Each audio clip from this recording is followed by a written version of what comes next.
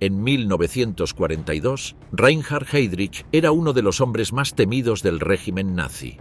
Dirigía la policía de seguridad del Reich, controlaba la inteligencia y gobernaba Bohemia y Moravia. Desde esa posición bajo su mando se ejecutaron miles de personas y se puso en marcha la deportación masiva de judíos hacia el este. Con acceso directo a Hitler y libertad para actuar sin supervisión, el miedo se convirtió en un método de gobierno en los territorios bajo su control. Sus decisiones alteraron el equilibrio político de Europa Central y activaron fuerzas que no podían mostrarse abiertamente. Sin preverlo, ese mismo poder lo situó en el centro de una operación que marcaría a un país entero. ¿Cómo fue la vida y la muerte del hombre más poderoso bajo ocupación? Los Sudetes como excusa, espionaje cruzado y la entrega de un país. Cuando Hitler comenzó a poner en marcha su proyecto de dominio europeo, las tensiones internas del poder alemán empezaron a desbordarse hacia el exterior. La rivalidad entre el Abwehr y el SD, entre el ejército regular y las SS, no se quedó dentro de las fronteras del Reich. Ese choque de ambiciones se hizo especialmente visible en Checoslovaquia, uno de los primeros países golpeados por la expansión nazi. El Estado checoslovaco, creado tras la caída del Imperio austrohúngaro, incluía una amplia población germanoparlante asentada en las zonas fronterizas junto a la Alemania de Hitler. En 1938, las quejas de estos alemanes de los Sudetes fueron utilizadas por el régimen como excusa para intervenir en Europa Central. Checoslovaquia no era un objetivo cualquiera. Contaba con un ejército bien equipado, una industria moderna y una posición estratégica que la convertían en una amenaza que debía ser eliminada antes de la gran guerra que Hitler ya tenía en mente. Además, veía las tierras checas como parte del espacio vital alemán perdido por los Habsburgo. En mayo de 1938, ante altos mandos militares, Hitler dejó clara su decisión de destruir Checoslovaquia mediante una acción armada. Himmler y Heydrich se convirtieron en piezas clave de ese plan. En el centro de la cuestión sudete estaba Konrad Henlein, un profesor de gimnasia de aspecto anodino que alcanzó notoriedad cuando la crisis económica de comienzos de los años 30 hizo estallar el malestar de los sudetes. Su objetivo inicial era lograr una amplia autonomía frente al gobierno de Praga. Henlein aceptó financiación nazi, pero al mismo tiempo buscó apoyos fuera de Alemania. Gracias a sus contactos con la aristocracia terrateniente sudete, estableció vínculos con el Foreign Office británico y fue invitado a Londres en 1935 y 1937. Su idea era jugar con el ascenso de Alemania y el miedo británico a una guerra para imponer su propio proyecto. Esa estrategia le granjeó el odio de las SS. Heydrich lo veía como un personaje poco fiable y desconfiaba de sus contactos con Londres. A partir de ahí decidió debilitar a Henlein y convertir su movimiento en una herramienta obediente del expansionismo nazi. Para lograrlo, Heydrich buscó aliados dentro del ala radical del movimiento sudete, partidaria de la unión directa con el Reich. Ese sector estaba liderado por Karl Hermann Frank, un librero tuerto de Karlovy Vary que acabaría ligado a Heydrich durante toda su carrera. Frank combinaba inteligencia con una obsesión destructiva marcada por el resentimiento. Su objetivo era humillar y eliminar a los checos como pueblo, lo que lo convirtió en un colaborador ideal para los planes de las SS. Mientras estrechaba lazos con Frank, Heydrich atacaba a Henlein y a su entorno. Lo acusó de actuar como agente británico y fomentó maniobras contra su liderazgo. Según Heinz Jost, responsable del espionaje exterior del SD, se ordenó vigilar a Henlein de forma permanente y se abrió una oficina del SD en Dresde. En noviembre de 1937, Heinz Rutta, uno de los principales asesores de Henlein, fue detenido por la policía checa acusado de delitos homosexuales y apareció muerto 2 semanas después. Tras la anexión de Austria en marzo de 1938, Ottmar Spann fue arrestado por la Gestapo y enviado a un campo de concentración. Mientras Heydrich maniobraba con Frank, Henlein contaba con el respaldo del almirante Canaris y del Abwehr. Canaris apoyaba la autodeterminación de los sudetes, pero no estaba dispuesto a provocar una guerra. Temía que la alianza entre Heydrich y los radicales empujara a Alemania a un conflicto para el que no estaba preparada. Por eso intentó fortalecer la posición de Henlein frente a sus rivales. Esta tarea recayó en la Abwehrabteilung II, dirigida por el mayor Helmut Grosskurth. Grosskurth organizó depósitos de armas, recopiló información sobre las defensas checas y entrenó grupos de sabotaje, al tiempo que buscaba una solución negociada. Aunque logró ciertos avances, a comienzos de 1938 el equilibrio se inclinó hacia Heydrich. Presionado por los radicales y animado por el éxito de Hitler en Austria, Henlein cedió. Tras reunirse con Hitler en marzo de 1938, aceptó exagerar las quejas sudetes para proporcionar un pretexto para la guerra. Checoslovaquia afrontó esta amenaza bajo la presidencia de Eduard Benes. Antiguo colaborador de Tomás Masaryk, Benes había trabajado durante la Primera Guerra Mundial para lograr el reconocimiento internacional del Estado checo y en 1935 sucedió a Masaryk como presidente. Defendía un Estado unitario y se resistía a conceder autonomía a sudetes y eslovacos por temor a la disolución del país. Convencido de que la supervivencia dependía de una política exterior activa, apoyó el uso de la inteligencia como herramienta clave. Desde 1935, la inteligencia militar checa estuvo dirigida por František Moravec. Al asumir el cargo, Moravec encontró un servicio ineficaz e ignorante del peligro alemán. Reformó la organización, aumentó el presupuesto y orientó todos los esfuerzos hacia el Reich. En pocos años, la inteligencia checa obtuvo resultados relevantes y ganó reputación en Europa. Moravec colaboró estrechamente con el servicio secreto británico. Desde 1936, la inteligencia checa proporcionó a Londres información de alto nivel.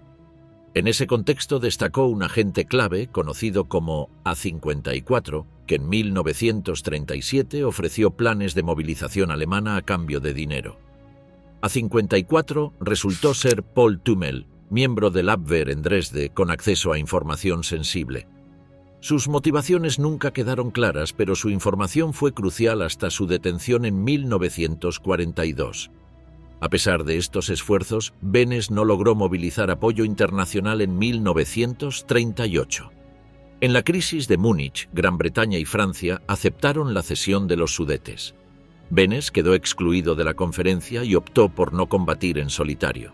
Tras su dimisión, abandonó el país y se preparó para el exilio. El nuevo gobierno se acomodó a Berlín y subordinó su política al Reich. Moravec fue vigilado y amenazado, y decidió trasladar la inteligencia militar al extranjero. Gracias a la información de A54 y al apoyo británico, organizó una huida secreta en marzo de 1939, sacando archivos y oficiales clave del país antes de la ocupación alemana. Mientras las tropas entraban en Praga, la estructura de la inteligencia checa lograba sobrevivir en el exilio. Con la proclamación del Protectorado de Bohemia y Moravia y el nombramiento de Karl Hermann Frank como responsable de la policía bajo las órdenes de Heydrich, el país quedó sometido. Sin embargo, al mismo tiempo comenzaba a formarse una resistencia en el exterior, decidida a recuperar el Estado perdido. Ocupar la ley, telegramas robados y comisarías tomadas. El nombramiento de Hitler como canciller en 1933 abrió una vía legal hacia el poder y desplazó la política de las calles a las oficinas del Estado. El régimen no sería derribado por la fuerza, sino ocupado desde dentro. Himmler y Heydrich comprendieron muy pronto que, en ese nuevo escenario, las SS y el SD eran todavía demasiado pequeños para imponer sus ambiciones por sí solos. El futuro pasaba por tomar posiciones dentro de la burocracia estatal y apoderarse de un punto clave para moldearlo como una herramienta propia. La atención se dirigió de inmediato a la policía, y en especial a la policía política, un ámbito que permitía actuar en secreto y aplicar medidas extraordinarias. En la Alemania de Weimar no existía un cuerpo policial unificado, sino una red de fuerzas controladas por los distintos gobiernos regionales. El objetivo de Himmler y Heydrich era centralizar ese sistema y fusionarlo con las SS para crear una fuerza subordinada directamente al Führer. Ese aparato garantizaría a las SS una posición dominante y podría emplearse tanto contra enemigos externos como contra rivales internos. En enero de 1933, Heydrich dejó temporalmente la dirección del SD para incorporarse al equipo de Himmler y dedicarse de lleno a poner en marcha ese plan. La pequeña organización de inteligencia quedó en segundo plano mientras sus creadores se concentraban en capturar los resortes del poder estatal. El camino no fue sencillo. Tras enero de 1933, el centro de la acción política se desplazó de Múnich a Berlín, donde Hitler maniobraba para afianzar su autoridad frente a los conservadores tradicionales que lo habían llevado al cargo. En esa fase, Himmler y Heydrich quedaron al margen. Sin un papel destacado dentro del partido, permanecieron en Baviera mientras las decisiones clave se tomaban en la capital. Baviera aún no contaba con un gobierno nazi y el primer ministro regional amenazaba con resistir cualquier intento de destitución, mientras la policía política seguía persiguiendo a los nazis. A comienzos de 1933, la única oferta oficial para Heydrich fue un puesto como experto en seguridad en la delegación alemana en la Conferencia de Desarme de Ginebra. El ambiente diplomático despertó en él un profundo desprecio por el sistema de Versalles y por lo que consideraba la debilidad de la vieja Alemania. El episodio terminó de forma abrupta cuando fue llamado de vuelta tras izar una enorme bandera con la esvástica en su hotel en desafío a las autoridades locales. La situación cambió después de las elecciones de marzo de 1933, cuando el Reichstag aprobó la ley habilitante que eliminó los últimos restos del sistema parlamentario y otorgó a Hitler un poder casi absoluto. Solo entonces el nuevo Führer se sintió lo bastante seguro para destituir al gobierno bávaro e imponer un comisario nazi. Heydrich, ansioso por garantizar que la orden llegara a su destino, asaltó la oficina central de correos y se apoderó del telegrama a punta de pistola. Poco después, una caravana de vehículos ocupó los edificios oficiales de Múnich, incluida la sede de la policía, sin encontrar resistencia. El sistema de seguridad bávaro fue reorganizado de inmediato. Himmler asumió la jefatura de la policía política y Heydrich quedó como su segundo. Desde el principio, Heydrich conservó a muchos funcionarios experimentados en lugar de purgarlos. Entre ellos estaba Heinrich Müller, que más tarde alcanzaría notoriedad como jefe de la Gestapo. Esa nueva fuerza se utilizó para aplastar cualquier foco de oposición en Baviera. Dirigentes políticos, sindicalistas y miembros de la comunidad judía fueron detenidos y enviados al recién creado campo de Dachau. A finales de 1933, más de 16.000 personas habían pasado por sus alambradas. Muchos fueron liberados tras un breve internamiento para difundir el miedo. Himmler, sin embargo, mantuvo el control del sistema negando a Heydrich autoridad sobre Dachau, que quedó en manos de Theodor Eicke. Desde Baviera, Himmler y Heydrich extendieron su control a otros estados alemanes. Prusia seguía siendo el gran obstáculo. Allí el poder estaba en manos de Hermann Göring, que reforzaba su dominio mediante el control de la policía prusiana y creó la Gestapo, separándola del control legal. El representante de Himmler en Berlín, Kurt Daluege, se alineó con Göring. Cuando Heydrich intentó intervenir, fue expulsado de Prusia sin contemplaciones. Göring proclamó que ni Himmler ni Heydrich llegarían jamás a Berlín. Las rivalidades internas del régimen pronto ofrecieron una oportunidad. Aunque Hitler evitaba enfrentarse al ejército, esa cautela irritó a Ernst Röhm, jefe de las SA, que exigía una segunda revolución y aspiraba a controlar las fuerzas armadas. Sus ambiciones alarmaron a los generales y a Göring. En abril de 1934, Göring cedió el control de la Gestapo a Himmler a cambio del apoyo de las SS contra Röhm. Heydrich organizó la operación. El 30 de junio de 1934 se desencadenó la purga. Röhm fue detenido y ejecutado, al igual que numerosos dirigentes de las SA. La operación consolidó el poder de las SS y marginó definitivamente a las camisas pardas. Tras la purga, la posición de Himmler y Heydrich se fortaleció. La Gestapo se reorganizó a escala nacional y la policía quedó fuera del control judicial. En 1936, Himmler fue nombrado jefe de toda la policía alemana. Heydrich asumió la dirección de la policía de seguridad. En 1939, todas estas agencias fueron agrupadas en la Oficina Central de Seguridad del Reich, reforzando su autoridad personal. Desde entonces, la policía funcionó como un arma política. Se le otorgó poder de detención sin juicio y la capacidad de enviar prisioneros directamente a los campos. Bajo la dirección de Heydrich, La política de persecución evolucionó hacia la deportación masiva. En 1941 recibió la orden de coordinar la llamada Solución Final y en enero de 1942 presidió la conferencia de Wannsee. Paralelamente, Heydrich consolidó su imagen dentro de las SS como símbolo de dureza y disciplina.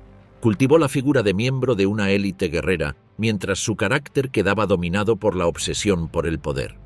Todas sus capacidades quedaron al servicio de un sistema de control y represión sin precedentes, concebido para sostener el dominio absoluto del régimen nazi.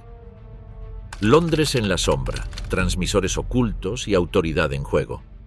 El primer núcleo de inteligencia checoslovaco en el exilio quedó instalado en Rosendale Road, en West Dulwich, bajo la cobertura de una pequeña tienda de radios dirigida por un agente británico llamado Reg Adams. Aquel grupo, conocido como los Primeros 11 de Moravec, trabajaba casi exclusivamente con el servicio secreto británico, el SIS, según el acuerdo no escrito que había permitido su llegada a Londres. Cuando el servicio de inteligencia francés propuso una cooperación estrecha, Moravec respondió con cortesía, pero cerró cualquier posibilidad. No había olvidado lo ocurrido en Múnich ni la actitud de Francia en 1938. Con los soviéticos ocurrió algo similar y el contacto se cortó tras la firma del Pacto Germano-Soviético en agosto de 1939. Moravec no se consideraba un simple ejecutor de órdenes británicas. Era un nacionalista convencido de que su organización debía servir a una autoridad checa legítima y orientada a la restauración de la independencia. Estaba dispuesto a colaborar con los británicos, pero no a subordinárseles. Para él, solo una persona podía liderar y dar sentido a un gobierno en el exilio, Edward Benes. Apenas llegó a Londres, le escribió para informarle de su presencia y poner a su disposición a todo su equipo. Benes, antiguo presidente, ya había retomado la palabra pública desde Estados Unidos, denunciando la ocupación nazi de Praga y afirmando que la independencia checoslovaca no había sido destruida. Aceptó de inmediato la oferta y anunció su traslado a Londres. A finales de julio de 1939, Benes se instaló en una modesta casa suburbana en Putney, muy lejos del castillo de Hradčany, que ahora ocupaba el Reichsprotector alemán. Aún así, confiaba en que la guerra que se avecinaba acabaría con Hitler y permitiría la liberación de su país, y estaba decidido a defender la causa checa ante los aliados. Desde el inicio, la tarea fue difícil. Benes sostenía que la agresión alemana de marzo de 1939 había invalidado el Acuerdo de Múnich y que la República seguía existiendo dentro de sus fronteras originales. Afirmaba también que continuaba siendo presidente pese a su dimisión forzada en octubre de 1938. Estas posiciones no fueron bien recibidas ni en Londres ni en París. Aunque Gran Bretaña y Francia no reconocían plenamente la legalidad de la ocupación alemana, tampoco estaban dispuestas a anular Múnich ni a reconocerlo formalmente. Se le permitió residir en Londres con la condición de no participar en actividades políticas, restricción que se levantó al estallar la guerra. Mientras tanto, jóvenes checos comenzaron a abandonar el protectorado para combatir en el extranjero. Algunos cruzaron a Polonia de noche, otros se hicieron pasar por Sudetes para atravesar Austria y llegar a Yugoslavia.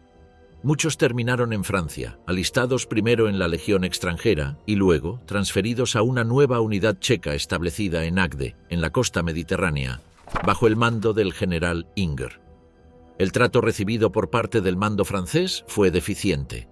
Los soldados perdieron sus uniformes, recibieron equipamiento antiguo, carecían de armas suficientes y llegaron incluso a usar zuecos de madera. La frustración creció entre hombres que habían arriesgado la vida para luchar y se encontraron relegados. En diciembre de 1939, los aliados reconocieron un Consejo Nacional encabezado por Benes como representante de los pueblos checoslovacos, una fórmula ambigua que evitaba comprometerse con la restauración plena del Estado. La posición seguía siendo inferior a la de otros gobiernos en el exilio. Las tensiones internas aumentaron y el ambiente entre los exiliados se volvió áspero. El enlace con el Foreign Office era Robert Bruce Lockhart, antiguo diplomático con experiencia en Praga y simpatizante de la causa checa, aunque con escasa influencia dentro de la burocracia británica. Benes y su ministro de Exteriores, Jan Masaryk, Presionaron para obtener un reconocimiento más sólido, convencidos de que eso fortalecería tanto al ejército como a la resistencia interna. Durante meses, sus esfuerzos no surtieron efecto y la situación quedó bloqueada. Uno de los principales apoyos de Beneš fue Moravec y su red de inteligencia. Gracias a los transmisores proporcionados con ayuda británica, pudo establecer contacto con la resistencia clandestina en el protectorado, conocida como la mafia. Ese vínculo le daba legitimidad política y un recurso clave frente a los aliados. Beneš protegía celosamente ese canal y utilizó la cercanía entre Moravec y los servicios británicos para afianzar su posición dentro del exilio. Parte de los fondos recibidos a través del SIS fueron desviados discretamente a fines políticos. Otro activo decisivo fue la fuente conocida como A54, que proporcionaba información desde el interior del aparato alemán. Aunque Beneš dudaba de su fiabilidad absoluta, utilizaba sus informes con cuidado, atendiendo siempre al efecto que causaban en Londres. Durante la llamada Guerra Falsa, algunos sectores británicos comenzaron a interesarse por el potencial de una resistencia checa organizada. Tanto el SIS como secciones del ejército británico exploraron posibilidades de sabotaje y guerra encubierta. El coronel Colin Gubbins y otros oficiales mantuvieron contacto con Moravec, transmitiendo solicitudes y evaluaciones estratégicas. Sin embargo, hasta 1940 el interés fue limitado. La caída de Francia cambió el escenario. Con Gran Bretaña aislada, cualquier aliado adquirió valor. En julio de 1940 se creó el Special Operations Executive, el SOE, con la misión de fomentar sabotaje y subversión en Europa ocupada. En ese contexto, la causa checa ganó peso y poco después Gran Bretaña reconoció al gobierno provisional checoslovaco.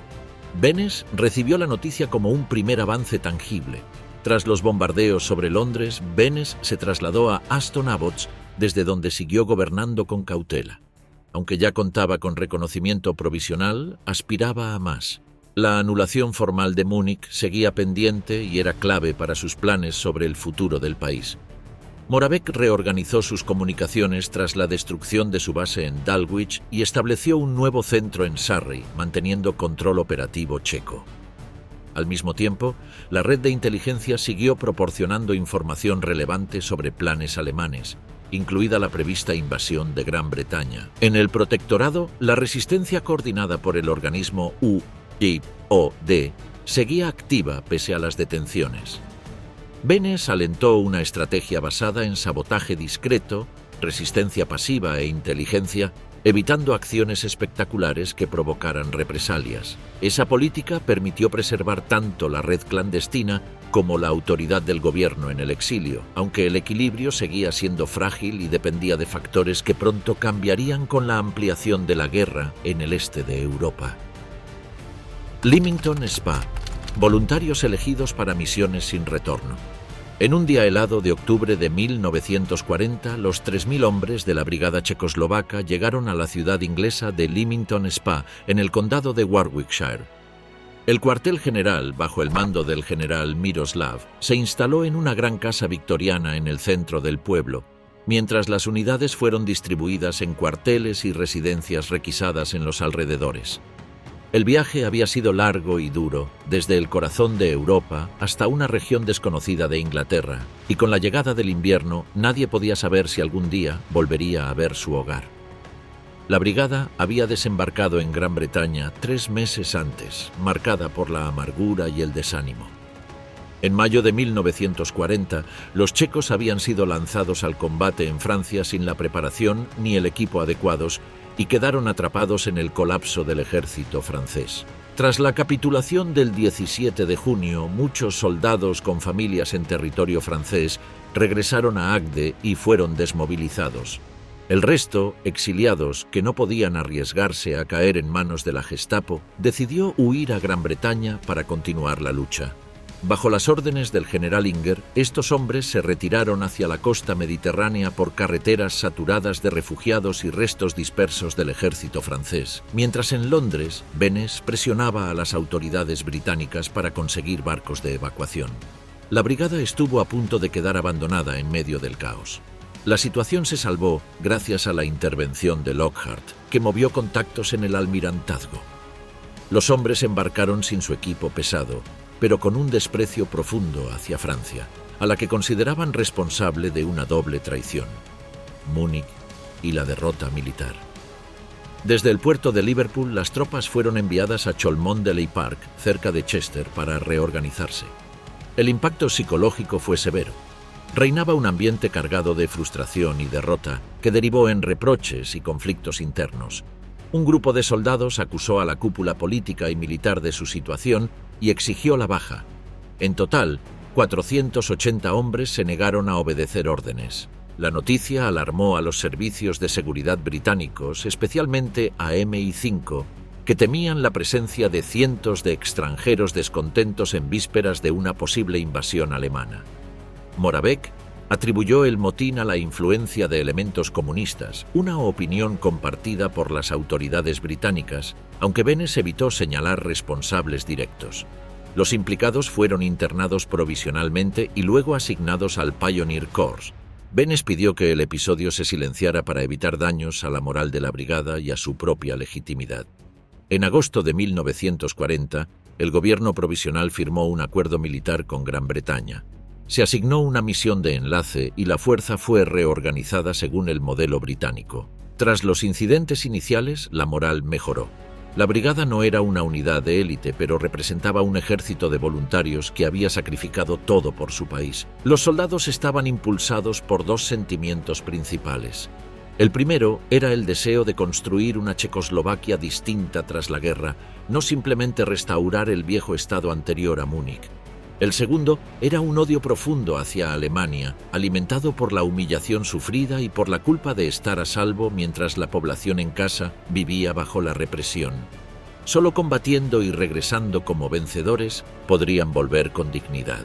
Durante el invierno de 1940 y la primavera de 1941, esa posibilidad parecía lejana.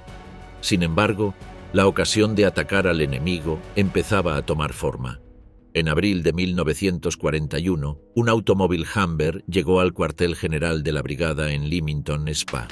En su interior viajaba el mayor Emil Strankmüller, adjunto de Moravec. Su misión era reclutar candidatos para operaciones especiales. Los requisitos eran claros: patriotismo, autocontrol, discreción y voluntad absoluta. Se trataba de trabajo clandestino. A comienzos de mayo se presentaron 36 nombres. Los candidatos fueron entrevistados y se insistió en que la decisión debía ser voluntaria, dada la peligrosidad de la misión. A mediados de mes, un primer grupo fue enviado a entrenamiento de paracaidismo en la base aérea de Wilmslow. El plan, elaborado junto con el PSOE, preveía enviar equipos de 3 hombres al protectorado para reforzar comunicaciones e inteligencia. Estos grupos serían lanzados en otoño de 1941. La iniciativa respondía a necesidades políticas claras de Beneš: mantener el contacto con la resistencia interna, asegurar el flujo de información y conservar el control sobre el Consejo Clandestino UVOD ante la inminente ampliación de la guerra. Un intento previo de lanzar un operador de radio, la Operación Benjamin, había fracasado en abril de 1941 por un error de navegación. Las largas noches claras de primavera impedían nuevos vuelos. La urgencia aumentó cuando la Gestapo intensificó la represión antes de Barbarossa, demostrando la fragilidad de las comunicaciones. La invasión alemana de la Unión Soviética confirmó a Beneš que la guerra se ampliaría. El rápido avance alemán causó alarma, pero la entrada de la URSS transformó el panorama diplomático. En julio de 1941, Moscú reconoció plenamente al gobierno checoslovaco en el exilio y declaró inválido el Acuerdo de Múnich. Poco después, Gran Bretaña hizo lo mismo. Este avance tuvo un precio. Beneš sabía que debía contribuir de forma visible al esfuerzo bélico aliado. La inteligencia ya no bastaba. La presión aumentó para pasar a la acción, tanto desde Moscú como desde Londres. Tras semanas de dudas, Beneš cedió. En agosto de 1941 se ordenó preparar zonas de lanzamiento y grupos de recepción. El plan buscaba acciones limitadas, evitando represalias masivas, pero demostrando compromiso ante los aliados. Mientras tanto, en Gran Bretaña continuaba el entrenamiento. Los agentes pasaban por cursos de paracaidismo, sabotaje y radio. No existía un plan de extracción. Quienes fueran lanzados permanecerían en la clandestinidad hasta la liberación o la muerte. Entre los hombres seleccionados se encontraban dos suboficiales, Joseph Gapsik y Jan Kubis. Ambos compartían una motivación profunda: borrar la humillación de Múnich y enfrentarse directamente al ocupante. El 16 de agosto de 1941 abandonaron Leamington Spa para iniciar un entrenamiento extremo. Estaban destinados al sabotaje, pero los acontecimientos pronto los empujarían hacia una misión distinta, una que los uniría de forma irreversible al destino de Reinhard Heydrich. Producción forzada, turnos de 12 horas y control desde el castillo. Mientras los agentes de Beneš seguían esperando en Gran Bretaña, la situación militar dio un giro brusco. El 5 de diciembre de 1941, el Ejército Rojo lanzó una contraofensiva ante Moscú que obligó a las fuerzas alemanas a retroceder. Casi al mismo tiempo, el conflicto se amplió de forma decisiva. El 7 de diciembre, Japón atacó Pearl Harbor y 4 días después, Hitler declaró la guerra a Estados Unidos. Alemania, incapaz de lograr una victoria rápida en el este, se vio obligada a movilizar nuevos recursos humanos y económicos para sostener una guerra prolongada. Ante la crisis, Hitler asumió el control directo de las operaciones militares y destituyó a numerosos altos mandos. Los generales quedaron reducidos a simples transmisores de órdenes. El ejército debía reconstruirse incorporando nuevos contingentes y recurriendo a mano de obra forzada procedente de los territorios ocupados.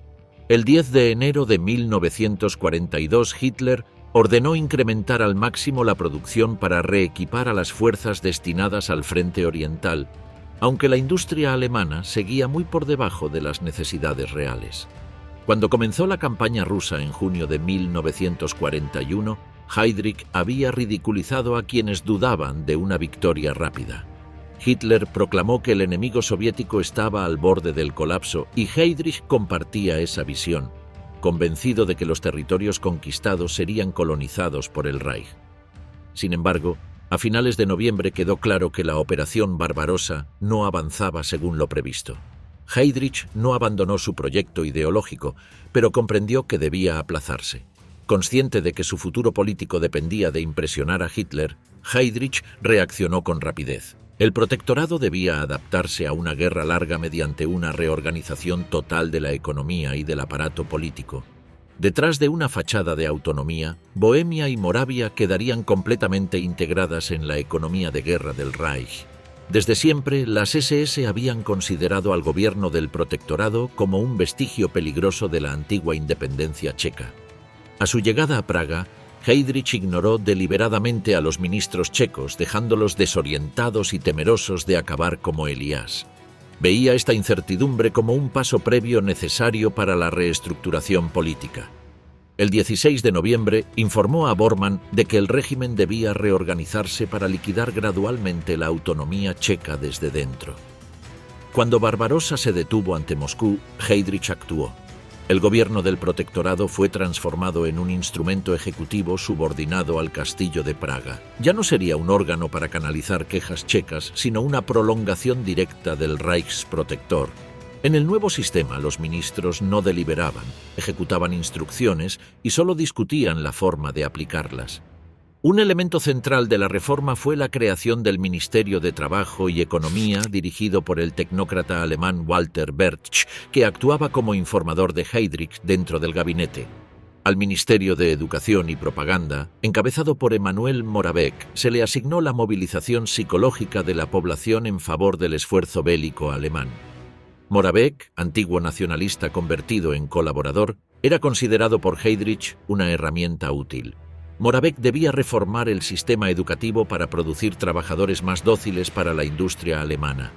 Hacha aceptó estos cambios bajo presión y el nuevo gabinete fue anunciado el 19 de enero de 1942. En la ceremonia, el primer ministro Kreitzy prometió que su gobierno daría todo por la victoria final de Alemania. A cambio, Heydrich levantó la ley marcial en Praga y Brno y liberó a algunos estudiantes encarcelados desde 1939, enviando el mensaje de que la colaboración tenía recompensas. En los meses siguientes, Bertsch dirigió una reorganización industrial profunda. Empresas cerraron o fueron fusionadas y más de 100.000 trabajadores fueron reasignados mediante un sistema de conscripción laboral. Desde finales de 1941, los checos podían ser enviados a trabajar a cualquier punto de Alemania y decenas de miles fueron trasladados al Reich. En febrero de 1942 se suspendió la jornada de 8 horas y se impusieron turnos de 12 para aumentar la producción. Las SS tenían un interés directo en este proceso. Himmler llevaba años ampliando su imperio económico en el protectorado y el ritmo se aceleró con Heydrich. Empresas vinculadas a las SS obtuvieron contratos lucrativos y en marzo de 1942 Himmler intentó desviar la producción de Skoda hacia la Waffen-SS, provocando un caos administrativo que incluso Albert Speer denunció. Para suavizar el impacto de las largas jornadas, Heydrich hizo concesiones superficiales. En abril de 1942 se reformó la seguridad social y se aumentaron las prestaciones. El 1 de mayo se declaró festivo y se ofrecieron vacaciones y espectáculos a trabajadores seleccionados. La propaganda presentó a Heydrich como defensor de los obreros, aunque el objetivo real era elevar la producción. Paralelamente, Emanuel Moravec inició un ataque contra la educación secundaria. Con las universidades cerradas desde 1939, se buscaba reducir la enseñanza media y establecer un servicio juvenil obligatorio. Todo respondía al objetivo final de Heydrich: germanización, deportación y exterminio. En discursos secretos explicó que una parte de la juventud sería absorbida por Alemania y el resto enviada al este. Para ello se puso en marcha un registro racial de la población, camuflado como controles administrativos. Nuevos documentos de identidad y exámenes médicos proporcionaron a las SS los datos necesarios. Al mismo tiempo, se promovió una reinterpretación de la historia checa destinada a negar la existencia de una nación propia. El éxito de Heydrich aumentó la presión sobre los exiliados en Londres. Beneš temía que la colaboración visible del protectorado arruinara cualquier aspiración futura. En diciembre de 1941 rompió públicamente con Hacha y declaró por la BBC que ya no existía un gobierno legítimo en Praga. Firmó la Declaración de las Naciones Unidas el 1 de enero de 1942, pero comprendió que los gestos simbólicos no bastaban. Para sobrevivir políticamente necesitaba acciones. Con la resistencia interna devastada, los paracaidistas se convirtieron en el eje de cualquier plan de sabotaje. En enero de 1942 se añadieron nuevas misiones, incluidas operaciones contra colaboradores destacados, y se intentó coordinar un ataque aéreo contra las fábricas Skoda. En ese contexto, el grupo Silver A se convirtió en el único vínculo operativo con el protectorado. Tras aterrizar en el lugar equivocado y superar errores iniciales, logró establecerse en Pardubice y reanudar las comunicaciones con Londres. Informaron de un clima de terror, controles policiales estrictos y vigilancia permanente. A pesar de las advertencias, Beneš insistió en enviar más grupos. Una prioridad era localizar a Anthropoid, desaparecido desde su salto. La falta de noticias generó preocupación en Londres y Moravec ordenó a Silver a que localizara a Gapsik y Kubis.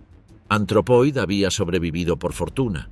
Durante el salto, Gapsik se lesionó el pie y el avión los había lanzado lejos del punto previsto. Sin contactos inmediatos, se ocultaron en una cantera abandonada. Un guardabosques descubrió los paracaídas y, tras admitir que venían de Inglaterra, pidieron ayuda. Un molinero vinculado a la resistencia los puso en contacto con Praga, donde se les proporcionaron refugios y documentación falsa. La red de apoyo estaba dirigida por Ladislav Vanek, conocido como Jindra. Tras comprobar quiénes eran, los puso bajo la protección de Jan Zelenka. Gracias a esa red, Gapsik y Kubis obtuvieron nuevas identidades, tarjetas de racionamiento y refugio. Su principal escondite fue la casa de la familia Moravec, en el barrio de Žižkov, donde permanecieron ocultos sin revelar nunca el objetivo real de su misión.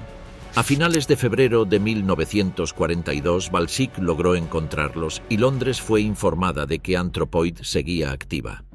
Al mismo tiempo, el grupo Silver A restableció contacto con Paul Tummel, la fuente A54, aunque la Gestapo ya estaba cerrando el cerco. Tummel fue arrestado ese mismo mes y eliminado por las SS. Con su caída, Los checos perdieron una fuente clave de información y la posición de Heydrich se vio aún más reforzada. Desde ese momento, todas las esperanzas del exilio quedaron ligadas al sabotaje y al atentado. La presión aumentó. Balsic se unió al grupo de Anthropoid y el tiempo empezó a agotarse. Cualquier error podía destruir la red entera y hacer fracasar el plan antes de ejecutarse. Seguir al objetivo, horarios, trayectos y una huida imposible. Cuando los agentes empezaron a preparar la operación, lo primero que necesitaron fue información sólida sobre Reinhard Heydrich. Se movía constantemente y pasaba largos periodos fuera de Praga, así que sin datos fiables sobre su rutina y sus desplazamientos, era imposible fijar un lugar y un momento para matarlo. Al principio, Gapsik y Kubis intentaron reunir información vigilando la carretera entre la residencia de Heydrich en Panenske Brezhany y la capital.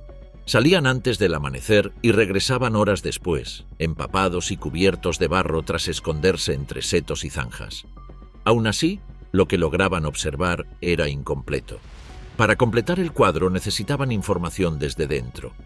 Aunque el castillo de Hradčany estaba rodeado por guardias de las SS, la seguridad interna era sorprendentemente relajada. Los nazis empleaban personal doméstico checo y apenas prestaban atención a sus movimientos. Con ayuda de Jan Zelenka, los paracaidistas fueron presentados a František Šafarík, un carpintero que trabajaba en el equipo de mantenimiento del castillo. Casado y con un hijo pequeño, Šafarík se asustó al principio por las preguntas de aquellos jóvenes desconocidos, aunque terminó calmándose. Šafarík llevó a Gapsik y Kubis a la plaza frente al castillo, junto a la puerta de Matías, y allí les señaló el coche de Heydrich y los puestos de guardia de las SS. Para no ponerse en peligro, evitó volver a reunirse con ellos directamente. A partir de ese momento actuó a través de intermediarios, dos chicas a las que Zelenka había instalado en un piso cercano. Cada noche, Šafarík dejaba una nota con los movimientos de Heydrich y especificaba si viajaba solo o con escolta. Sin que Šafarík lo supiera, los paracaidistas contaban con una segunda fuente. Josef Novotny, un relojero encargado del mantenimiento de los relojes del castillo, entraba en todas las salas del edificio y reparaba relojes para la guarnición alemana, lo que le permitía escuchar conversaciones y recoger rumores útiles. También se establecieron contactos en Panenske Brezhany, donde la familia Heydrich empleaba personal checo al que no consideraban un riesgo. Con toda esta información, los paracaidistas lograron reconstruir el horario diario de Heydrich y empezaron a buscar un lugar adecuado para la emboscada. Pronto quedó claro que no podían matarlo ni en el castillo ni en su residencia, ambos demasiado protegidos. Entrenados para atacar un vehículo en movimiento, Gapsik y Kubis centraron su atención en los desplazamientos de Heydrich entre Panenske Brezhany, Praga y el aeropuerto. En esos trayectos era más vulnerable porque solía viajar sin escolta. El problema era encontrar un punto adecuado en su ruta habitual.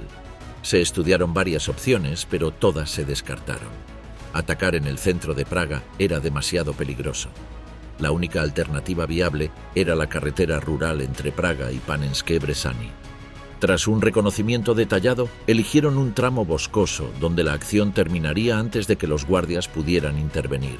El inconveniente era que la carretera era recta y permitía al chofer conducir a gran velocidad. Para detener el coche, consiguieron un cable de acero con la ayuda de un ajustador de una fábrica de Praga. El plan era tenderlo de lado a lado de la carretera para obligar al Mercedes a detenerse. Después, Heydrich y el conductor serían rematados con armas de fuego y granadas. El verdadero problema era la huida. El terreno no ofrecía posibilidades de esconderse ni de escapar y, tras el atentado, la zona sería acordonada. Aún así, los hombres no pensaban morir si podían evitarlo. Ambos habían iniciado relaciones en la ciudad y con bicicletas como único medio de transporte. Las posibilidades de escapar eran mínimas. Intentaron mejorar la situación consiguiendo un coche para la huida que conduciría a Balsic, pero en la Praga de guerra era casi imposible. El plan se revisó una y otra vez, siempre chocando con el mismo obstáculo. En ese punto llegaron nuevas órdenes desde Londres. El 28 de marzo se lanzaron dos nuevos grupos, Think, destinado a reforzar las comunicaciones, y Outdistance, encargado de llevar una baliza para guiar bombarderos británicos hacia la fábrica Skoda. Desde el inicio, todo salió mal. El mal tiempo desorientó al piloto y los agentes fueron lanzados lejos de sus objetivos. Zink cayó en Eslovaquia. Su jefe logró escapar tras un enfrentamiento, perdiendo documentos y dinero. Uno de los miembros consiguió llegar a Pardubice, otro se entregó a la policía checa y fue entregado a la Gestapo, revelando el escondite del equipo de radio. Outdistance sufrió un destino similar. Uno de sus hombres perdió la vida tras ser localizado, y la baliza fue encontrada y entregada a las autoridades. Benes intentó salvar algo del desastre. Se decidió implicar a Anthropoid en una operación contra Skoda. Gabčík, Kubis y Balčík viajaron a Plzeň con Opalka. Sin la baliza, el ataque fracasó. Los agentes regresaron a Praga frustrados por haber arriesgado la vida sin resultados. A finales de abril llegaron más grupos, casi todos de sabotaje, y casi todos fueron capturados o muertos. El material incautado confirmó el fracaso de la estrategia. El 21 de mayo se pidió que se cancelaran nuevos lanzamientos. En ese contexto se cuestionó el sentido mismo de Anthropoid.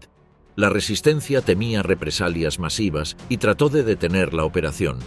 Hubo reuniones y mensajes a Londres, pero la orden nunca se canceló de forma explícita. El tiempo, sin embargo, se agotaba.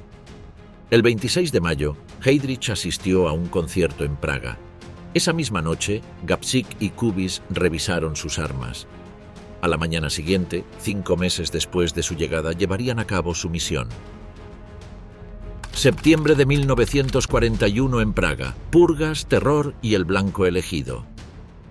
El nombramiento de Reinhard Heydrich como Reichsprotector interino marcó el inicio de la fase final de su carrera.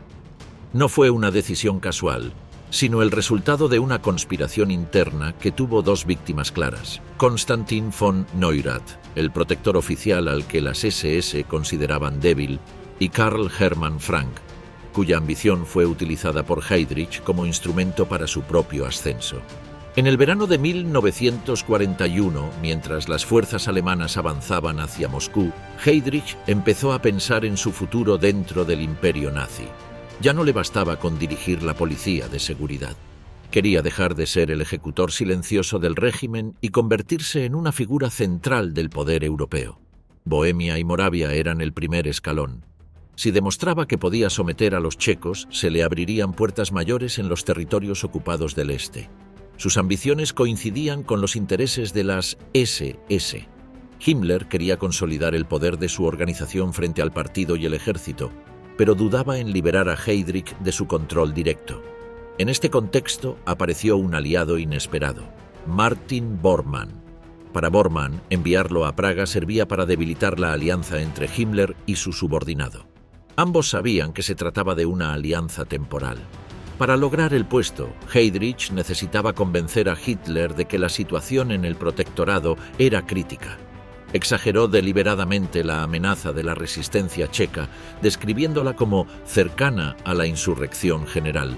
Informes inflados de sabotajes y disturbios sirvieron para crear una sensación de urgencia.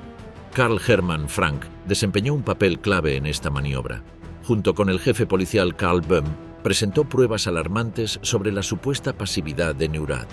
Frank creyó que ese clima lo llevaría a la cúspide del poder en Praga. No comprendió que era solo una pieza dentro de un plan mayor. En septiembre de 1941, Frank viajó al cuartel general de Hitler con un dossier contra Neurath.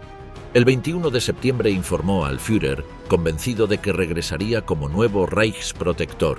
Ese mismo día, Heydrich llegó con su propio expediente más detallado que demostraba su control sobre la situación checa. Su exposición fue decisiva. Hitler concluyó que la tolerancia había sido interpretada como debilidad.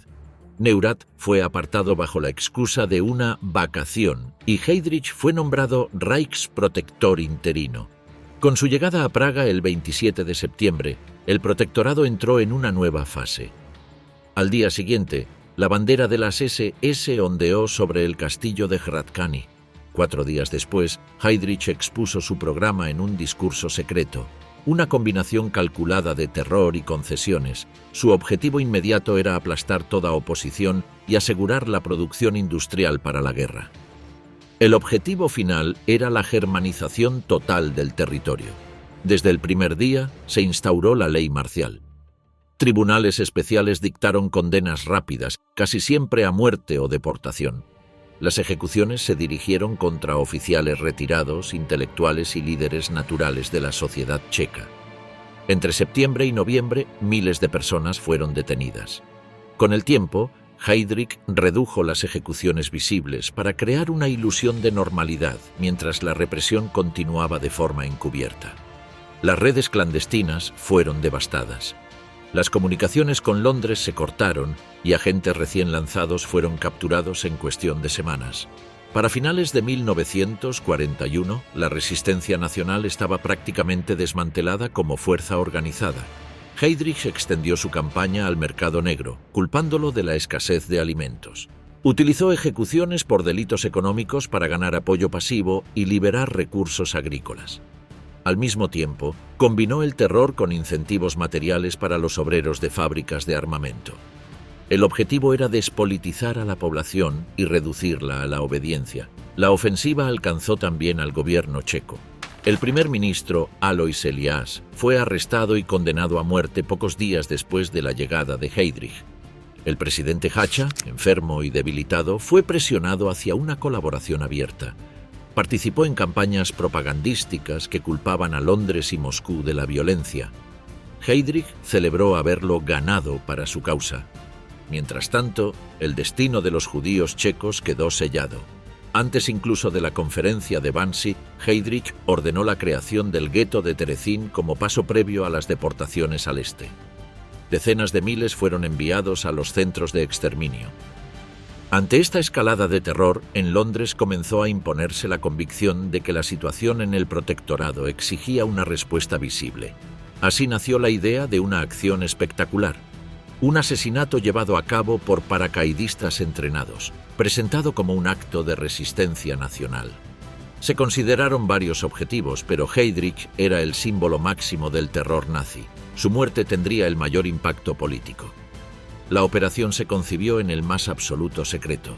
Beneš no dejó nada por escrito. Sabía que un asesinato provocaría represalias, pero el terror ya estaba en marcha y la resistencia estaba siendo aniquilada. A sus ojos, no actuar era aceptar la desaparición política de Checoslovaquia. La misión recibió el nombre de Anthropoid. 2 hombres fueron seleccionados, Józef Gabčík y, tras una sustitución por lesión, Jan Kubiš. Fueron entrenados para atacar el coche de Heydrich con armas automáticas y explosivos. El plan era simple: disparar en una curva donde el vehículo se viera obligado a reducir la velocidad. A finales de diciembre de 1941, tras meses de retrasos, llegó la oportunidad. La noche del 28 al 29 de diciembre, un Halifax despegó de Inglaterra con varios grupos a bordo. En medio de la nieve y la oscuridad, los paracaidistas fueron lanzados sobre el protectorado con escasa precisión. Poco después de las 2 de la madrugada, Gabčík y Kubiš descendieron sobre el suelo helado de Bohemia. Su misión acababa de comenzar. Reinhard Heydrich seguía consolidando su poder, convencido de que nadie osaría desafiarlo. No sabía que su sentencia ya estaba en marcha. 10:32. Un disparo fallido y la explosión decisiva. La mañana del 27 de mayo amaneció despejada y luminosa. Gabčík y Kubiš salieron del piso de los Ogoun más temprano de lo habitual. No dijeron nada especial ni dejaron señales de despedida. Cada uno llevaba un maletín viejo. Dentro, ocultas bajo capas de hierba fresca, iban las armas: la metralleta Sten desmontada en 3 piezas y 2 bombas ya armadas. Desde la escasez de alimentos del año anterior, muchos checos recogían pasto en los parques para alimentar conejos, así que nadie se sorprendía al ver a alguien con ese tipo de carga. Ambos llevaban gorras para disimular el color del cabello. A pesar del buen tiempo, Gabčík se puso un impermeable claro que le serviría para ocultar las manos mientras montaba el arma. Józef Ogun recordaría después que los vio tranquilos. Al salir, Gabčík dijo con naturalidad que no se preocuparan si no regresaban a la hora acostumbrada. Tomaron un tranvía hasta Žižkov. Allí recogieron las bicicletas y ataron los maletines al manillar. Poco antes de las 9 llegaron a Holzovich. Bajaron de las bicicletas y las apoyaron contra 2 farolas. Balchik ya estaba allí. Tras hablar brevemente, subió la colina y se colocó al costado del camino con un pequeño espejo para dar la señal. Gapsik se agachó, abrió el maletín y, protegido por el impermeable, montó la Sten sin mirar. Cruzó la calle y se situó junto a una pequeña loma de césped cerca de una parada de tranvía. Kubis se colocó al otro lado de la curva, protegido por una farola y la sombra de los árboles. Todo quedó listo. En Panenské Brezhany, Heydrich terminó de desayunar poco antes de las 9. Su chofer llevó el Mercedes descapotable hasta la entrada del castillo. Heydrich tardó en salir. Paseó por el jardín con su esposa y jugó con sus hijos. Fue casi a las 10 cuando el coche partió hacia Praga. Heydrich iba sentado delante junto al conductor. No llevaba escolta, como siempre. Ambos portaban solo sus pistolas automáticas.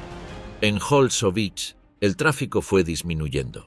Los tranvías subían y bajaban la colina, la tensión crecía. Si Heydrich había cambiado de horario, la operación se perdería. Kubis cruzó un momento para hablar con Gapsik, pero este le indicó que regresara a su puesto. A las 10:32, el espejo de Balsik reflejó la señal. El coche estaba arriba, iniciando el descenso. Gapsik avanzó hacia la curva. Kubis sacó una de las bombas. En ese instante, un tranvía comenzó a subir desde el puente de Troja. No había marcha atrás. El Mercedes redujo la velocidad. Gapsik dejó caer el impermeable, levantó la Sten y apretó el gatillo. El arma no disparó. Se había encasquillado. El coche pasó de largo. Heydrich cometió entonces su error decisivo. En lugar de huir, gritó al conductor que se detuviera. El coche frenó. Kubis salió de la sombra y lanzó la bomba. El proyectil estalló junto a la rueda trasera. Fragmentos de metal y tapicería salieron despedidos. El coche quedó envuelto en humo. Heydrich y Klein saltaron del Mercedes con las pistolas desenfundadas. Klein corrió hacia Kubis, que sangraba por el rostro. Heydrich avanzó cuesta arriba hacia Gapsik. Kubis logró montar su bicicleta y escapar entre la gente. Klein intentó alcanzarlo, pero su arma se bloqueó. Kubis consiguió huir y llegó a una casa segura, donde se cambió de ropa convencido de que la misión había fracasado. Gapsik tuvo más dificultades. Intercambió disparos con Heydrich, que se cubrió tras el tranvía. De pronto, Heydrich se dobló de dolor. La bomba lo había herido gravemente. Gapsik aprovechó y huyó colina arriba. Klein regresó para ayudar a su superior. Heydrich se desplomó junto al coche. Gapsik se escondió en una carnicería. El dueño, simpatizante nazi, lo delató. Klein entró en el local. Se encontraron de frente. Gapsik le disparó en las piernas y logró escapar. Más tarde llegó a otro refugio, donde se aclaró el cabello. Cojeaba y estaba convencido de que la Sten lo había traicionado. En el lugar del ataque, una mujer reconoció a Heydrich y pidió ayuda. Tras varios intentos, lo trasladaron en un camión al hospital Bulovka. Llegó consciente poco después de las 11. Los médicos comprobaron que tenía una costilla rota, el diafragma dañado y fragmentos incrustados en el bazo. Fue operado ese mismo día. Durante los días siguientes, su estado empeoró, la infección se extendió. El tratamiento no logró detener la septicemia. En la madrugada del 4 de junio, Heydrich murió. El registro médico fue breve y directo: infección de la herida. Su muerte desató represalias, ejecuciones y redadas masivas que paralizaron el protectorado. Mientras tanto, Gapsik y Kubis, ocultos con otros paracaidistas, comprendieron que el atentado había tenido éxito, pero el precio sería devastador. Traición y cerco final, del Palacio Pesek a la cripta inundada. El hombre que llegó nervioso al Palacio Pesek fue llevado de inmediato ante Heinz Panwitz, jefe de la comisión alemana encargada de la investigación. Apenas podía hablar con claridad debido a los espasmos y el tartamudeo, pero la Gestapo comprendió rápidamente el valor de aquel testimonio inesperado cuando fue capaz de identificar entre una veintena de maletines iguales el de Josef Gapsik. Lo reconoció por un desgarro visible en un costado. Según el informe del interrogatorio, su declaración fue considerada de enorme importancia desde el primer momento. Afirmó haber visto ese maletín antes del atentado, en el apartamento de la familia Svatos, en manos de un agente paracaidista. Añadió que en su interior había una metralleta inglesa, un arma que conocía bien. Las descripciones dadas por testigos coincidían con ese agente. lo que llevó a los investigadores a centrar la atención en Joseph Gapsik, cuyo nombre en clave era Seth Denek, antiguo residente cerca de Cilina. También expresó la sospecha de que el segundo atacante fuera Jan Kubis, conocido como Ota Navratil. Ambos nombres eran desconocidos hasta entonces para los alemanes. Panwitz, sorprendido por el nivel de detalle, sospechó que el informante también había sido paracaidista. Al registrarlo, los agentes hallaron un objeto estándar entregado a los miembros del PSOE. Esto dio paso a interrogatorios más intensos. Más tarde, el propio informante relató que le mostraron fotografías de varios paracaidistas y que reconoció a todos, incluidos el teniente Pechal, Kolarik, Mix y Gerik, aunque al principio negó conocerlos. Tras ser golpeado, admitió que los conocía y reconoció que él mismo había sido lanzado en paracaídas el 27 de marzo de 1942 cerca de Telk, en Moravia. Aseguró que se había entregado para proteger a su familia y porque se sentía decepcionado con el gobierno checo en el exilio. No pudo llevar a la Gestapo directamente hasta los responsables porque desconocía su escondite, pero reveló varias casas seguras utilizadas por el grupo Jindra. La más importante era el apartamento de la familia Moravec en Žižkov, punto central de la red. Panwitz ordenó vigilar los edificios y, a las 5 de la mañana del 17 de junio, la policía los asaltó de forma coordinada. Los Moravec fueron despertados por golpes violentos y gritos en alemán. Mientras los agentes registraban el piso, la señora Moravec pidió ir al baño. Una vez dentro, se encerró y no volvió a salir con vida. Cuando lograron entrar, ya había muerto. Su esposo y su hijo fueron sacados del edificio aún en pijama. Ese mismo día, Zelenka fue localizado en su apartamento y perdió la vida antes de ser capturado. Ante la falta de resultados, la Gestapo se centró en Ata Moravec. Fue llevado a los sótanos del Palacio Pesek, donde fue torturado durante horas. En el punto máximo de agotamiento lo emborracharon y le mostraron la cabeza de su madre dentro de una pecera. Quebrado, reveló que ella le había dicho que acudiera a las catacumbas de la iglesia de San Carlos Borromeo si alguna vez estaba en peligro.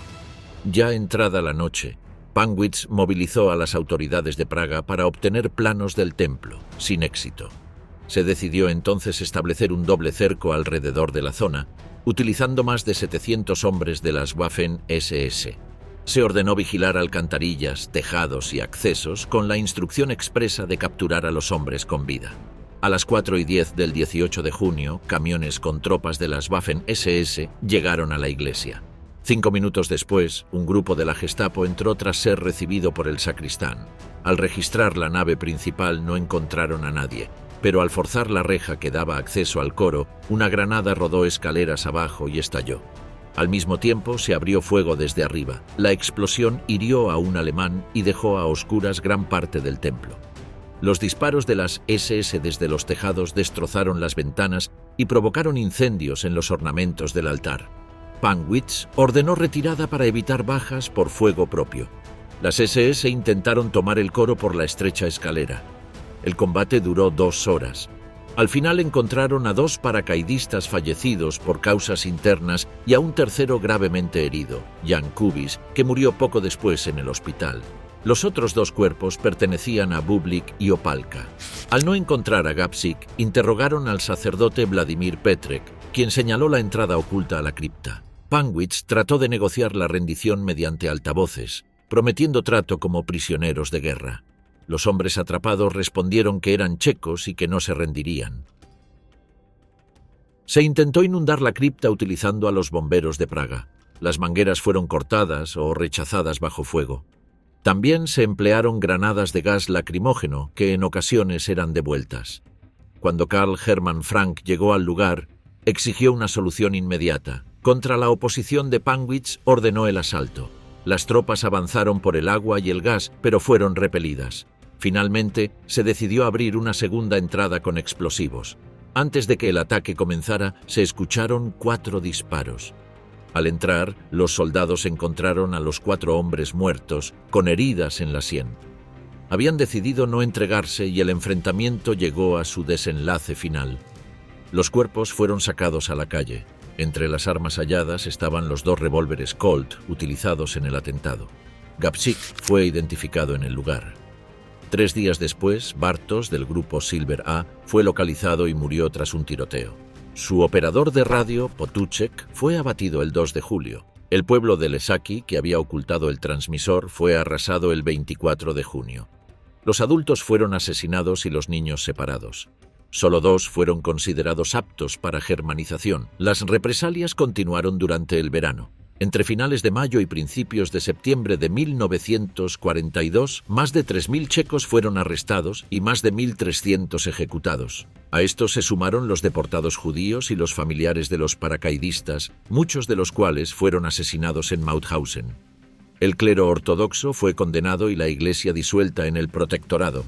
Karel Kurda recibió 5 millones de coronas por su traición, adoptó ciudadanía alemana y colaboró activamente con la Gestapo hasta el final de la guerra. Durante el resto de la ocupación, el régimen nazi convirtió a Heydrich en símbolo. Se crearon fundaciones, se renombraron calles y se organizaron actos propagandísticos. En junio de 1943 se inauguró un busto en el lugar del atentado y se emitieron sellos con su imagen. En Berlín, su funeral fue presentado como el mayor homenaje del Reich. Sin embargo, tras la guerra, los responsables fueron juzgados. Karl Hermann Frank fue ejecutado en mayo de 1946. Kurt Daluege lo siguió meses después. Kurda fue capturado en 1945 y ahorcado tras declarar sin arrepentimiento. Durante años, el papel de los paracaidistas fue silenciado. Solo un pequeño memorial en la iglesia recordó su resistencia. Con el tiempo, su historia volvió a salir a la luz, no como propaganda, sino como el registro de una operación que terminó en una cripta inundada, con 4 disparos finales marcando el cierre de la misión.